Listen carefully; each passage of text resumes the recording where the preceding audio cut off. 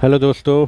आज मैं प्रोडक्शन में एक डिप्लॉयमेंट कर रहा था और डिप्लॉयमेंट करते करते मुझे एक इशू आया जो मुझे आप लोगों के साथ आज डिस्कस करना है।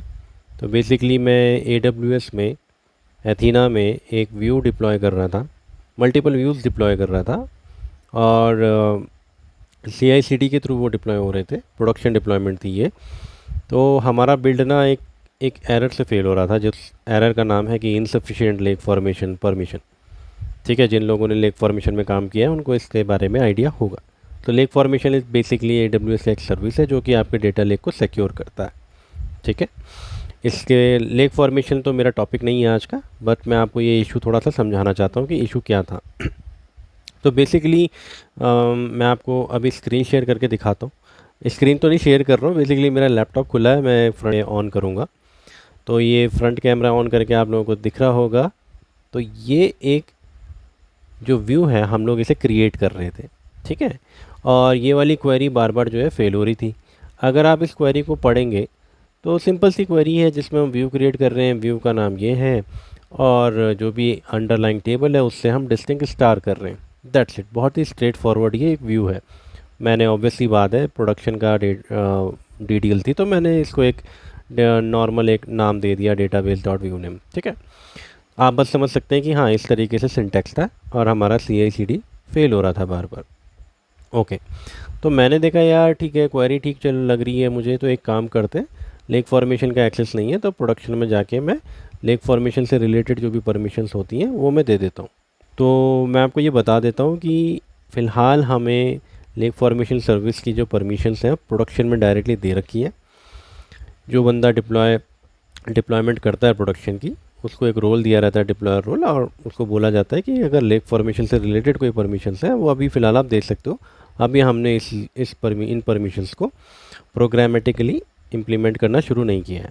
ठीक है, तो बेसिकली मैंने अभी रिसेंटली इस क्लाइंट को ज्वाइन किया है, तो आई डोंट नो कि क्या रिस्ट्रिक्शंस थी कि इन्होंने इसे इम्प्लीमेंट नहीं किया कोड के through, but that's a different topic. तो मुझे एक्सेस था प्रोडक्शन में, मैंने कहा चलो मैं एक काम करता हूँ, लेक फॉर्मेशन सर्विस में लॉगिन करता हूँ और अपने डेटाबेस में अपना जो रोल है CI/CD का जो कि डिप्लॉय करना चाह रहा है इस व्यू को, उसको डेटाबेस लेवल पे और टेबल लेवल पे परमिशन दे के देख लेता हूँ। तो मैंने उसे खोला, लेक फॉर्मेशन सर्विस खोली, उसमें मैंने चेक किया सबसे पहले कि परमिशन है भी मेरे रोल को कि नहीं है, आधी अधूरी परमिशन तो नहीं है।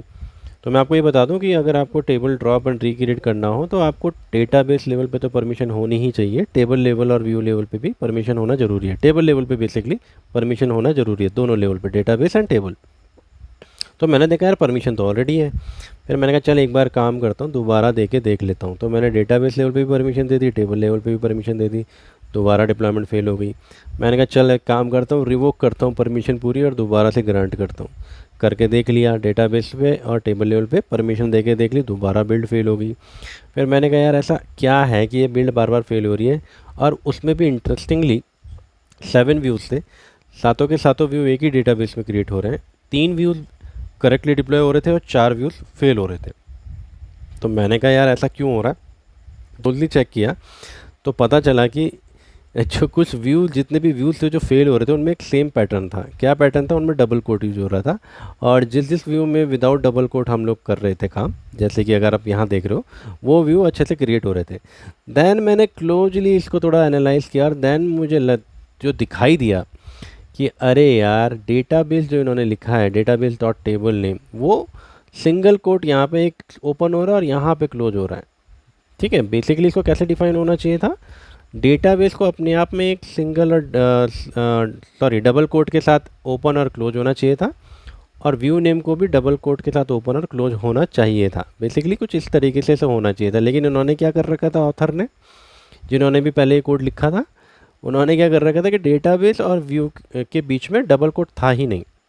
तो इस केस में क्या होता है, उस पर तो मैं बाद में आता हूँ, पहले आपको एक चीज़ और बता देता हूँ। अब क्या हो रहा था कि मीनवाइल जब मैं इस चीज़ को एनालाइज कर रहा था तो मैंने फिर थोड़ा सा अपना दिमाग लड़ाया। मैंने कहा चल एक काम करता हूँ, SI में देखता हूँ कि सेम इशू आया था कि नहीं आया था।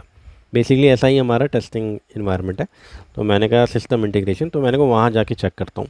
वहाँ जाके चेक किया, उसके गिटलैब की मैंने लॉग्स वगैरह चेक करके देखे CI/CD की, तो देखा वो तो परफेक्टली फाइन रन कर रहा है और उसने दिखा रखा है कि एथीना क्वेरी एग्जीक्यूटेड सक्सेसफुली। तो मुझे लगा यार एथीना में तो सही चल रहा है, मतलब ऐसा ही इन्वायरमेंट में तो सही चल रहा है, तो प्रोडक्शन में यानी कि परमिशन से रिलेटेड इशू होगा। इसीलिए मैं आपको पहले बोला था ना कि परमिशन दे रहा था डेटाबेस लेवल पे, टेबल लेवल पे, इसीलिए मैं वहीं पे फंसा हुआ था उन्हीं चीज़ों में।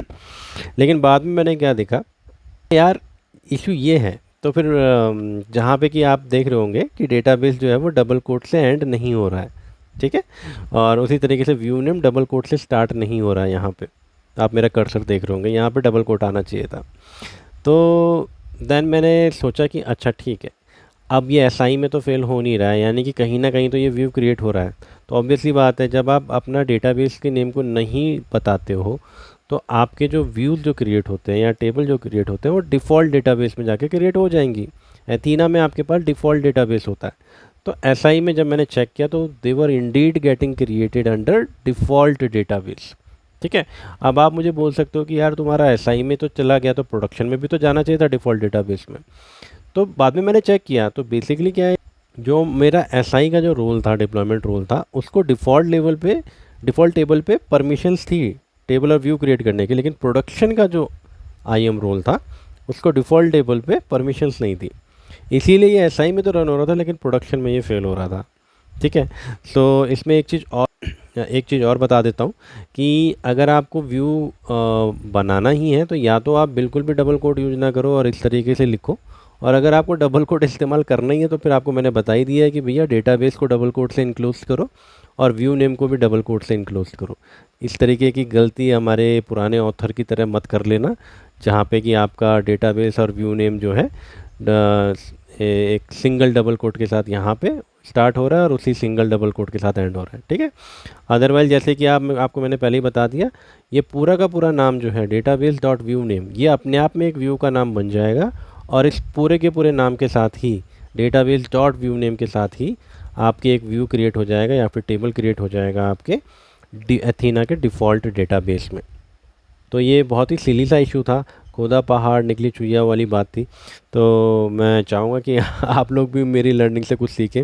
दूसरों की मिस्टेक से हमें सीखना चाहिए बेसिकली, और अपने आप से अगर कोई आप मिस्टेक करो तो दूसरों को बतानी चाहिए, इसीलिए ज्ञान बांटने से ही बढ़ता है। तो अगर आप लोगों ने भी ऐसी कुछ सिली मिस्टेक करी है तो मुझे बताना कमेंट सेक्शन में। आज के लिए इतना ही। Thank you, bye bye, good night.